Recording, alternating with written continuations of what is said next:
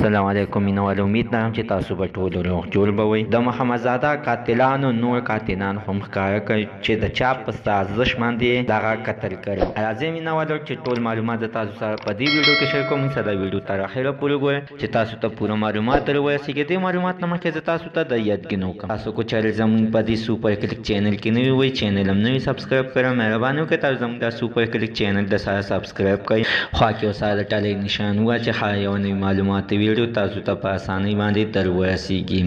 عزتمنو تاسو ته یاد وي چې محمدزاده چا ډېر سخت بې دردۍ سره قتل کړی و چې عزتمنو دا خپله یو د څښاکوټ اوسېدونکی او ډېر نر ځوان او د هر سړي خلاف په اواز اوچتولو چې عزتمنو چې کم کسانو به چې غلط کار کو د هغوی خلاف په اواز اوچتولو او ته کم یو سړی چې غریب و عزتمنو هغوی سره به څنګ په څنګ باندې دا محمدزاده ولاړ و. د هر چا به ډېر سخت بد شو. نو ولې د هغه چا به بد شو چې کم کسان غلط و چې کم به صحیح عزتمن هغوی به د ده غټ سپورټ کول. عزتمن اوس ویل کېږي چې د هغه قاتلانو ټول حقیقت ښکاره کړو چې عزتمن هغه قاتلانو ټول حقیقت ښکاره کړو. ویې ویل چې موږ بې ګناه یو، موږ محمدزاده نه دی قتل کړی، چې چا قتل کړی دی اصلي قاتلان دې ونیول شي. عزتمنو ځکه چې قاتلانو خپله باندې همدغسې حقیقت بیان کړو. عزتمنو دا په سوشل میډیا باندې دا اوازه کېږي چې حقیقت یې بیان کړو. خو مینوالو تر اوسه پورې اصلي قاتلان لا نه دي ګرفتار شوي. الله تعالی دې وکړي چې اصلي قاتلان دې ګرفتار کړی شي. ځکه عزتمنو چې د څښاکوټ خلکو د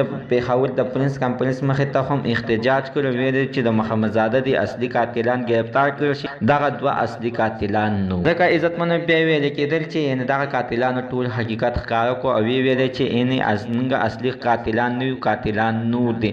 الله تعالی دې وکړي چې اصلي قاتلانو ته دې لاس ور واچول شي او الله تعالی دې محمدزاده مور او پلار ته د زړه صبر ورکړي. مینوال زموږ د سره تر نن ورځې معلومات د دې ځای پورې د نوي معلوماتو لپاره د سره زموږ د سوپر کلیک چینل د سره سبسکرایب کړئ، خوا کې ورسره د ټلۍ نشان ووهئ چې هر یوه نوي معلومات ویډیو تاسو ته په اسانۍ باندې در ورسیږي.